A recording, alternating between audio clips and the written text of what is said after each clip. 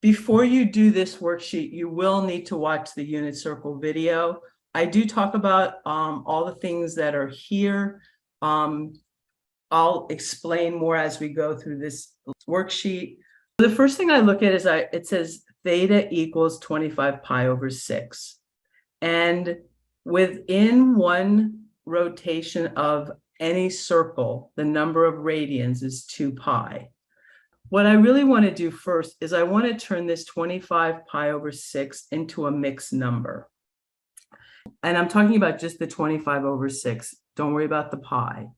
This just means 25 divided by 6.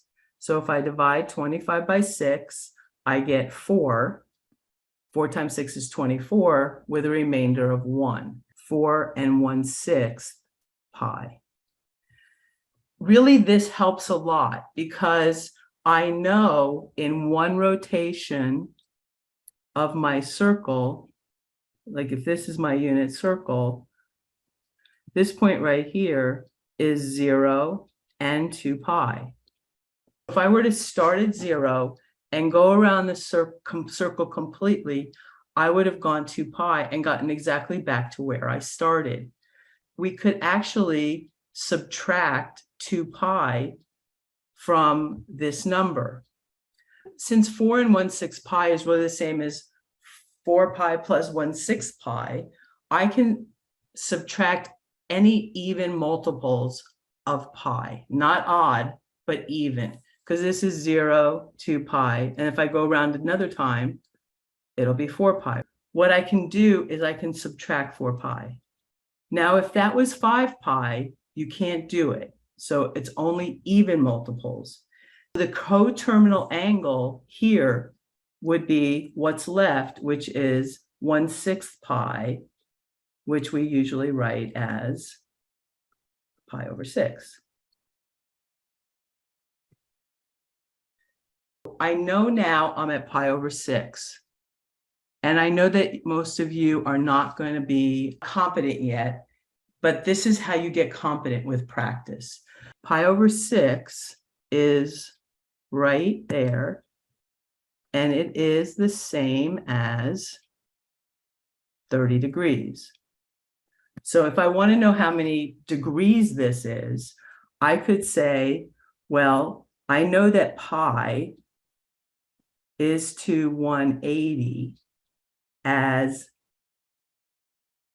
pi over 6 is to what? So I can say is to x, okay? So we're basically just setting up a proportion. I have my radians on the top and I have my degrees on the bottom. I could also set it up as degrees to degrees. So x over 180 is equal to pi over 6 over pi, because pi is the same as 180. So I want to find out how x references pi over 6. Either one of these is fine, really just your preference.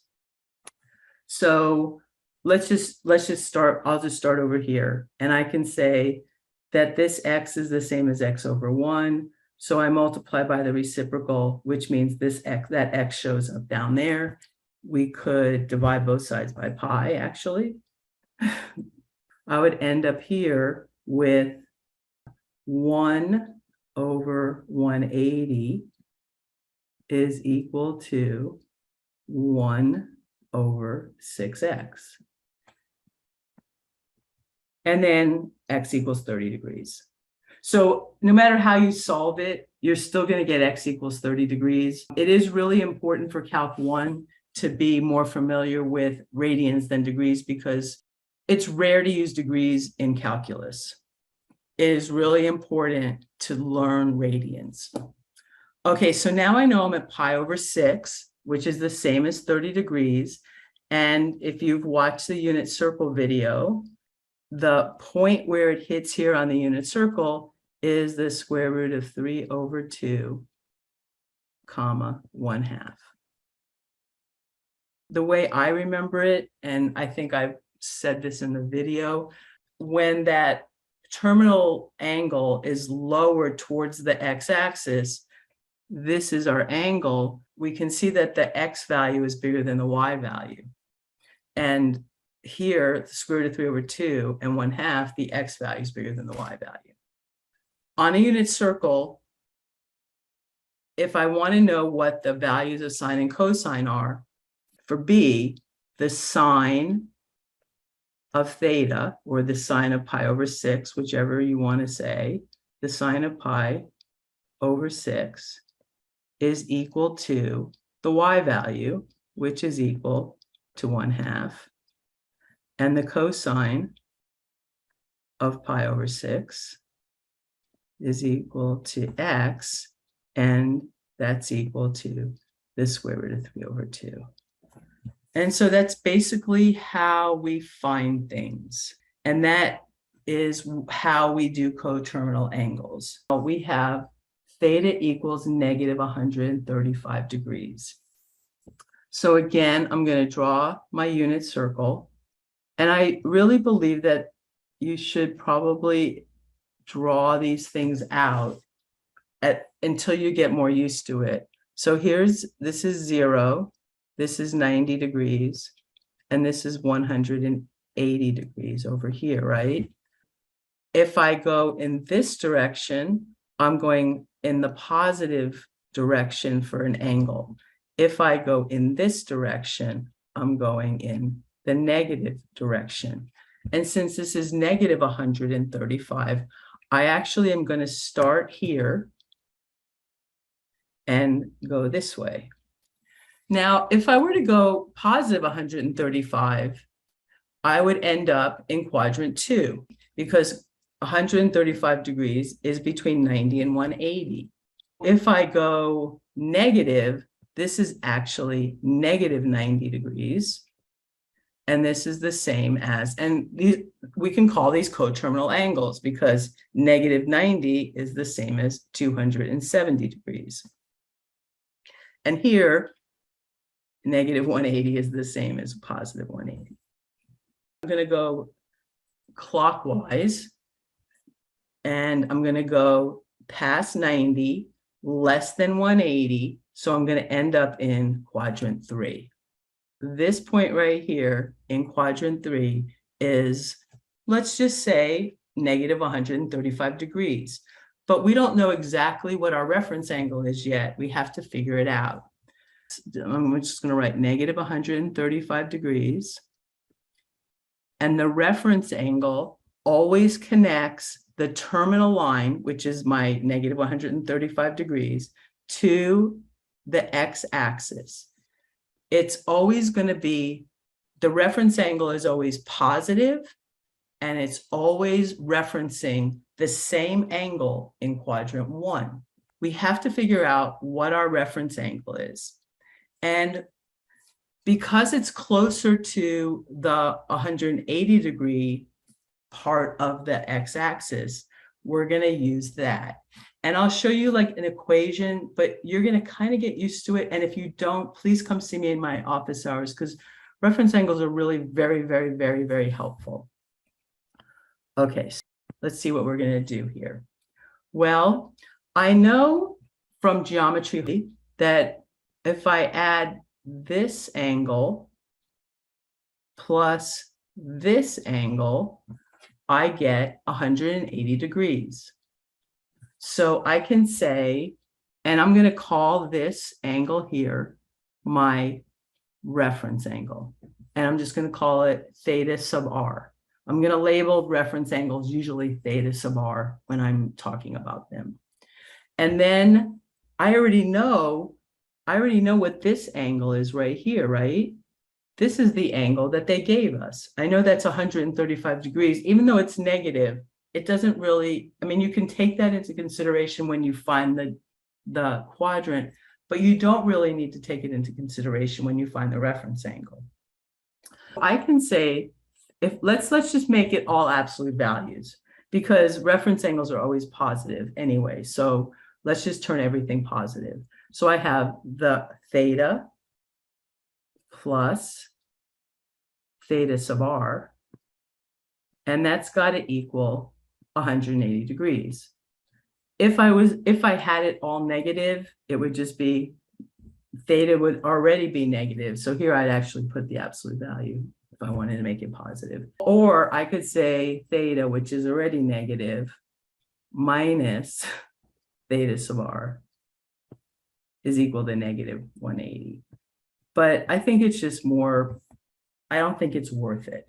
Okay, so I'm not going to use that equation. I just wanted to show you that that's a possibility if you really worry about the negative. If I want to solve for theta sub r, I know this is 135 because I remember I made it positive, plus my reference angle has got to equal 180. So theta sub r is equal to 45 degrees. And notice it's positive, which I said reference angles always have to be positive, and it's in the first quadrant. It's exactly the same as that point there in the first quadrant.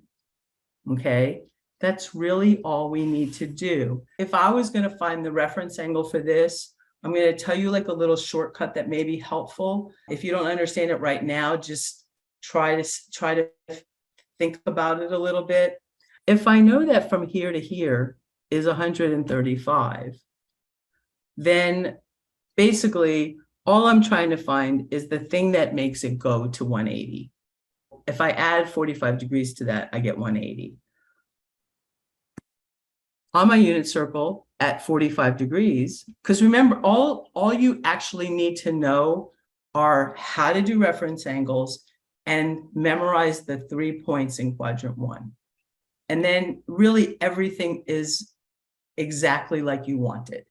Here, this point here at 45 degrees is the square root of 2 over 2, comma, the square root of 2 over 2.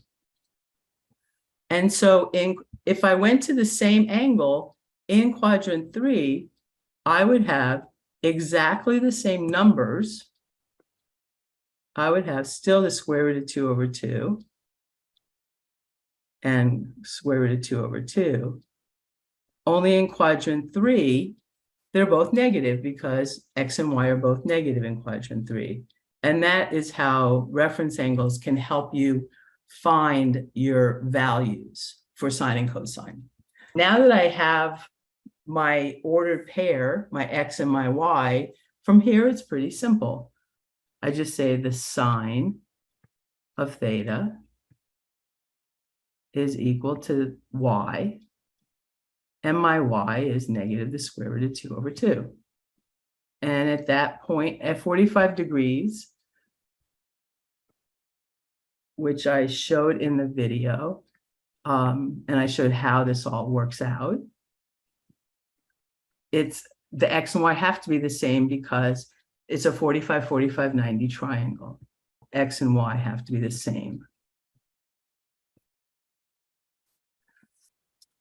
Now, number 3 is really interesting because most people, when they think of radians, think of all the radian measurements in terms of pi. But what does that really mean? Because what is pi?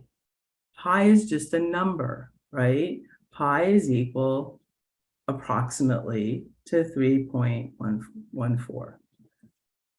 We can use that as an estimate. If we get really close to something where 180 degrees, which is the same as pi, and we're not sure, we might have to use something else. But we can see that if I look at a unit circle, and if alpha equals pi, and so let's do this unit circle now in terms of pi, but in terms of pi as a decimal. Up at the top here, this is pi over 2. This is pi over 2. But if you put pi over 2 into your calculator, you'll get a decimal number, right? Half of 3.14. So you would get 1.57 approximately. So we know that that's approximately 1.57. And this is approximately 3.14 because this is pi. So now I know, well, alpha must be in quadrant 2. So alpha is in quadrant 2. Now 11, well, 11 is bigger than 2 pi, right? Because 2 pi would be 6.28. So basically what I need to do is I need to take my beta, and I'm going to divide 11 by 6. I'm just going to approximate pi to be 3. Of course, if you use your calculator, you don't need approximations. I'll do it without my calculator first, and then we'll check it with the calculator. I know that if beta equals 11 and 2 pi is the same as 0, then, and we can also say 2 pi is approximately 6.28. Well, I know that because it's 11, it's not going around the circle twice, but it's going around the circle more than once. So let's take 11 and subtract 6, and we get approximately 5. Okay? So, okay, if we know that this is approximately 6.28, and down at the bottom here is really another pi over 2, which we know is 1.57. We can add 1.57 to 3.14, and we get 4.71, I believe. Okay, well, this is great because I know I don't even need to pull out a calculator. I know that it's going to be less than 5. Actually, it's pretty tight, isn't it? We might need to pull out a calculator here because it is pretty tight. If I subtract 0.28 from that 5, I'm getting really close to that 4.71. I will use my calculator and get a more precise answer. This is what I'm going to do. I'm going to say it out loud. I'm doing 2 times pi, and I get, in my calculator, I get a number, and I'm going to subtract that from 11. I actually get 11 minus 2 pi. And why did I subtract the 2 pi? Because it's a coterminal angle to 0. So this 11 is actually going more than once around the circle, and I need to find out what quadrant it lands in. I need to take away the 2 pi. This on my calculator gives me 4.7168. Well, actually, I should probably figure out what that exact number is in the bottom there. So 3 pi, this is 3 pi over 2. This is 4.7123. So it is still greater, but by a very, very tiny amount. It's actually almost on the y-axis, but it's a little bit past it, like a teeny tiny bit past it, as you can see. It will land in quadrant 4. So this lands in quadrant 4. That's basically what I want you to understand about radians. You might see it as pi over 2, but it is an actual value. All right, and now let's do this last reference angle problem. Again, I'm going to turn this into a mixed number. 19 divided by 7 is 2. 2 times 7 is 14, and 5/7 pi. Don't forget the pi is attached there. I'm going to draw, well, I'm going to draw an oval, even though it's supposed to be a circle. And the first thing I want to do is I want to subtract 2 pi, because remember we talked about this, that's a coterminal angle with 0. So I'm going to say 2 5/7 pi minus 2 pi equals 5 pi over 7. Okay, now we have to figure out where 5 pi over 7 is. I know that this is 0, and I know that this is pi, and I know this is pi over 2, and I know this is 3 pi over 2.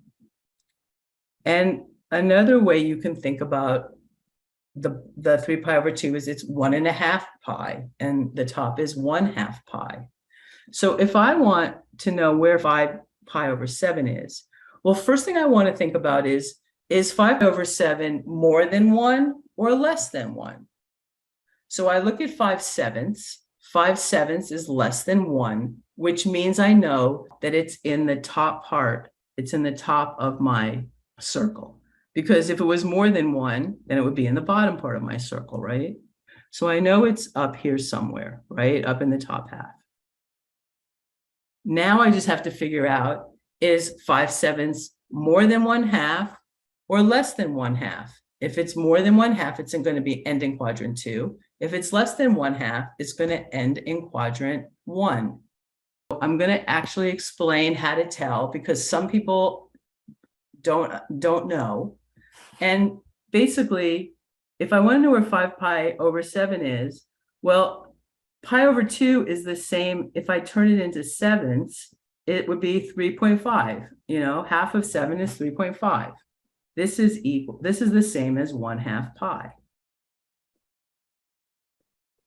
And now it's a lot easier to tell, because 5 is greater than 3.5, so it has to be in quadrant 2. Which means that this right here is 5 pi over 7, that whole entire angle. But my reference angle is the angle that connects the terminal side to the x-axis. And I'm going to call this my reference angle. How do I find my reference angle? Well, I know that 5 pi over 7 plus my reference angle is equal to pi. So I have theta sub r is equal to, pi is the same as 7 pi over 7 minus 5 pi over 7, which is equal to 2 pi over 7. And that is the answer. So the answer is 2 pi over 7. My reference angle, that little angle there, is the same as the angle in quadrant 1. So reference angles can be measured in degrees or in their corresponding radians? Yes.